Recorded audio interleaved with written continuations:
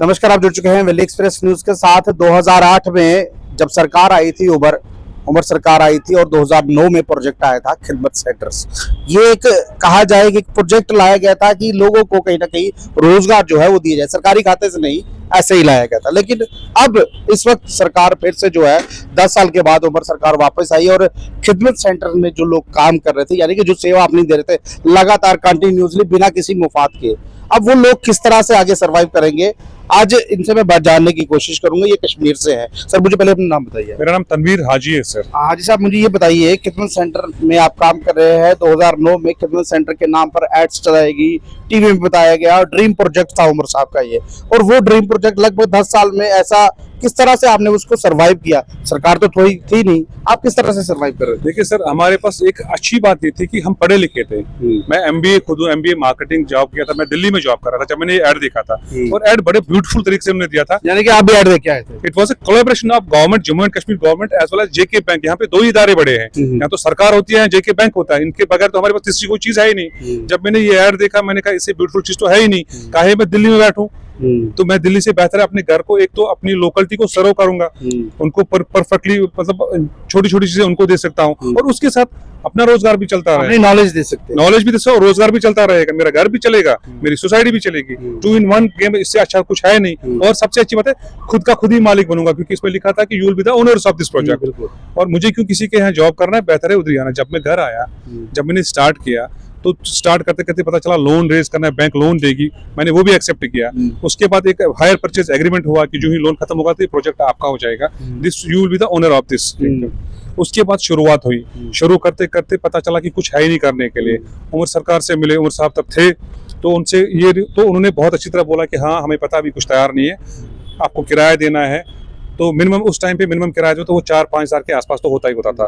तो उन्होंने स्टेपन मनी 7,500 का, हमने कहा चलो, इसका मतलब शुरुआत अच्छी है, किराया जेब से नहीं ले रहा। यानी कि आप उस प्रोजेक्ट पर काम कर रहे थे, जो कोरा कागज था उसके आगे कुछ था ही। यस, और कोरे कागज में पता चला कि जो भी भरना है वो हमें ही भरना है मिलके। हमें नहीं पता था हमारे हालात वैसे होंगे। और देखिए, मैं आपको एक एग्जांपल बता, फंसेंगे यहाँ पे, हमने क्यों लगा प्रोजेक्ट बहुत अच्छा ब्यूटीफुल है। उसके बाद बैंक के साथ हमने मतलब लड़ाई करके तो लोन डॉक्यूमेंट प्रोसेस आ गया कि लोन डॉक्यूमेंटेशन हम लोन सेंटर्स हम ही बनाएंगे। और मेरी किस्मत देखिए, जब मेरा पहला लोन डॉक्यूमेंटेशन आया, मुझे नहीं पता था किसका है, जब मैंने रखा तो मेरे को कॉल आया 2 मिनट के बाद, आई एम फ्रॉम बांडीपुरा। तो बांडीपुरा का डीसी फोन करा था उस टाइम पे, हेलो सर, मेरा एक ये आया है, केस आया है, तो प्लीज इसको जल्दी दिखाओ, ये जल्दी करो। मैंने फोन रखा, मैंने कॉल, मैंने कहा यार डीसी साहब प्लीज कह रहे हैं, that means we are something big. Project start हुआ, मजे में स्टार्ट किया, लोन डॉक्यूमेंट, कमाई भी शुरू हुई, ना नहीं करेंगे, कमाई शुरू हुई। लेकिन उसके बाद अनफॉर्चुनेटली सरकार गिर गई। जो ही पता नहीं सरकार गिरने का उनका कितना नुकसान हुआ, हमें तो लगता है हमें तो पूरी तरह डूब के ले गई। और उसके बाद एवरी नुक एंड कॉर्नर, जिसके पास भी हम चाहे, सबके पास। 2000 का टर्नओवर जो था वो उमर सरकार ने पूरा किया था, वो टर्नओवर पूरा किया था। मैं कह रहा हूँ, सरकार खत्म होगी तो नई सरकार आई ना, नई सरकार तो आई, जब उसके बाद हमारे लिए नई सरकार में एक प्लस पॉइंट हुआ था जिससे हम खुश हुए थे। आप मैम ये सुनिए, बहुत अच्छा है, नई सरकार, नई महबूबा सरकार आई, जब हमें क्या लगा कि अब सुना ही नहीं देता, लेकिन एक चीज हमारे लिए अच्छी आई थी, जिसने प्रोजेक्ट किया था शुरू उमर अब्दुल्ला साहब के साथ, चेयरमैन उस टाइम पे थे हसीब द्राबू साहब। और नई सरकार में अच्छी बात थी कि फाइनेंस मिनिस्टर हसीब द्राबू साहब आए, तो वही गॉट, क्योंकि चलो उमर साहब गए, लेकिन एक बंदा है जिसको प्रोजेक्ट के बारे में पूरा, और उसने इम्प्लीमेंट भी करवाया था जे&के में। जब उसके पास गए तो उसके तेवर ही बदल गए थे। At the time of ministry he was something different, जिसको हम जानते थे वो कोई और था, जिससे हम मिलने गए थे वो कोई और था। यानी कि कुर्सी के ऊपर बैठते ही बिल्कुल बदल गए। और उसको हमने ये भी कहा, सर 75,500 रुक गया, उसको रोके। उसने कहा कौन से, बाद में देखेंगे, चलो। एंड मेरे को ये आंसर मैं सबके सामने ही बोलूंगा, सामने आएगा उसके सामने ही बोलूंगा, क्योंकि ये बात किसी और के सामने नहीं हुई, ये बात मेरे सामने खुद हुई है। क्योंकि I was not the president at that time, but I was the member of the association at that time. तो उसके बाद हम रगड़ते गए, ब्यूरोक्रेट्स के पास चलते गए, हर जगह गए, लेकिन कुछ नहीं हुआ। फिर बैंक की थोड़ी थोड़ी सर्विसेज जो थी, हमने उस पर फोकस किया और चीजों पे किया। पढ़े लिखे थे तो हमने अपने कारवान को जारी रखते गए। यानी देखिए, एक चीज मैं आपसे पूछता हूँ ना, पढ़े लिखे यूथ को एक तरीके से उसको बरगलाया गया। ऐड देखकर आप यहाँ पर आए, आपने सोचा मैं अपना काम शुरू करूंगा, अपनी एक सिस्टम बनाऊंगा, अपनी एक ऐसा बनाऊंगा, लोग मेरे साथ चलेंगे। ये बड़ी यही बात हुई ना। जब आप सरकार के दायरे में पहुंचे तो आपको खाली डिब्बा मिला, वहां पर था ही कुछ नहीं? वहां था ही नहीं कुछ सर। जब उस टाइम, उसके बाद जब गवर्नमेंट सर्विसेज आई भी, अब वी वर हैप्पी कि चलो कुछ तो आएगा। तो गवर्नमेंट सर्विसेज कहाँ पे आई, वो पब्लिक प्लेटफॉर्म पे आ गई। जो हमें करनी थी, जब वो पब्लिक को खुद ही अपने मोबाइल पे आ गई, तो वाई पब्लिक को क्यों मेरे पास आना है? पब्लिक तब आएगी मेरे पास जब सिर्फ और सर्विस मेरे पास होती। वो सारा उसमें भी अच्छा था कि चलो पब्लिक को कम से कम मगजमारी से तो खत्म हो गया सारा कुछ, लेकिन बैंक ने लोन डॉक्यूमेंटेशन दिया वो भी बंद हो गया, डिजिटलाइज करा दिया। उसके बाद कियोस्क किया, हमारा कमीशन 10 रुपए कमाते थे, एक्सपेक्टिंग करते थे 12 कमाएंगे, लेकिन वो 6 पे पहुंचा दिया, 4 पे पहुंचा दिया, डिमोट कर दिया। और आप बिलीव नहीं करोगे, आपको पता है ये डिमोशन कब हुआ? जब यहाँ हर कोई लड़ रहा था कि 8th पे कमीशन के लिए और 8th पे कमीशन के लिए लड़ रहा था। जब वो कमीशन के लिए लड़ा था, उनका कमीशन अप हुआ, हमारा उसके साथ डिमोशन हुआ। ऐसे लगा जैसे हमारे में से निकाल के उनको दे दिया और हम रह गए किधर, उधर ही। तब बैंक के पास गए, उन्होंने कहा नहीं हो सकता, हमारी मर्जी, आरबीआई ये चीजें इधर फलाना ढिमकाना। फिर नए बीसीज, हमने कहा जब हम नहीं कमा रहे तो नए रोल आउट क्यों कर रहे हो? नहीं जी भाई, हमें जो बाहर से सेक्रेटरीट से, वो ऐसे नहीं बोलते ब्यूरोक्रेट से, सेक्रेटरीट से प्रेशर जी आ रहा है, सेंटर से प्रेशर आ रहा है। मुझे समझ में नहीं आ रहा है ऑटोनॉमी बॉडी को प्रेशर किसका? अगर आपको लगता है कि मेरे पूरे हो चुके, क्योंकि उनका जो कंसेप्ट था, ये प्लीज आप सुनिए, उस टाइम पे ये था कि every 6 revenue village will get 1 खिदमत सेंटर, यानी कि 6 रेवेन्यू विलेज में 1 खिदमत सेंटर होगा। आज की डेट में वो हर विलेज में 1 करना चाहते हैं, 2 करना चाहते हैं। मुझे बताइए खुदारा, जब सारे यूथ यही करते रहेंगे तो कस्टमर कौन बनेगा? खिदमत सेंटर ने काम भी बहुत से किए ना, वो काम किए जो जम्मू कश्मीर सरकार कर नहीं सकती थी।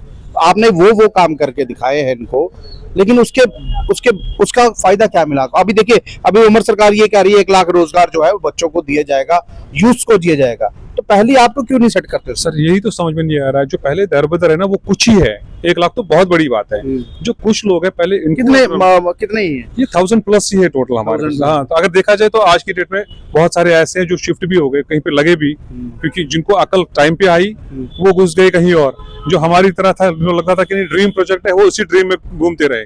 1000 लड़के ही है, अगर 1000 लड़कों को एडजस्ट किया। और देखिए हमारे साथ एक प्लस पॉइंट है इस वक्त, जो हमारा, अगर हमें एडजस्ट किया जाता है, हमारा स्टेट चेकर एक्सचेकर पे फर्क नहीं पड़ेगा, क्योंकि स्टेट को फंड्स नहीं देने, सेंटर को फंड्स नहीं देने, because we are owned by the bank.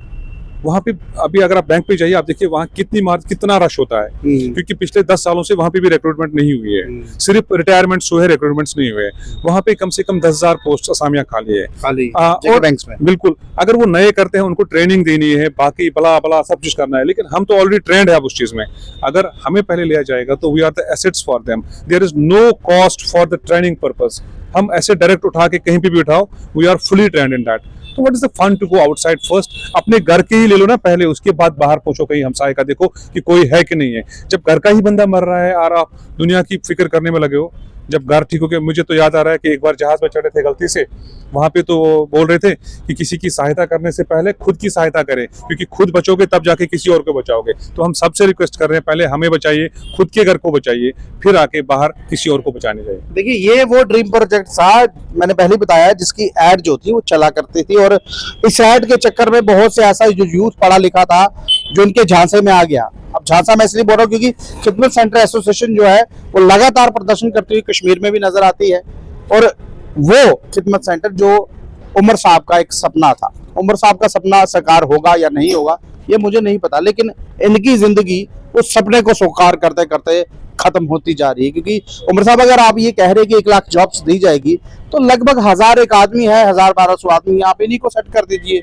JK banks में ऑलरेडी जो है वहां पर नौकरी पड़ी हुई है, क्योंकि वहां से लोग रिटायर जरूर हो रहे हैं लेकिन वहां भर्ती नहीं हो रहे, क्योंकि जेके बैंक जो जम्मू कश्मीर का बैंक है उसकी सर्विस इतनी गंदी हो चुकी है, सैटरडे संडे को ऐसा लगता है बैंकों की भी जो छुट्टी है वो होती है। अगर ये लोग वहां काम करें, क्योंकि ये लोग वहां पर काम करते थे, एक्सपीरियंस है, अगर यही वहां सेट कर दी जाए तो सरकार को परेशानी तो होनी नहीं चाहिए। और देखिए, पढ़ा लिखा यूथ है, ये उस वक्त अपनी जॉब छोड़ के दिल्ली से यहाँ आए थे कि जब खिदमत सेंटर जो आपने एक सपना छोड़ा था, उस सपने को देखते हुए जम्मू कश्मीर में आए, हम घर में रहेंगे, हम अपनी जॉब्स करेंगे और खुद मालिक बनेंगे।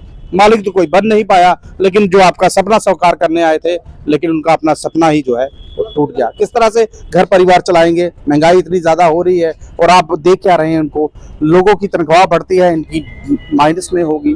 किस तरह से, कैसे, क्या उमर साहब आप इनके लिए कुछ कर पाएंगे या नहीं, ये वक्त बताएगा। बहरहाल ये दृश्य अगर आपको अच्छे लगे, अपनी मतों को राय कमेंट में रखिएगा। इस वीडियो को ज़्यादा से शेयर कीजिएगा।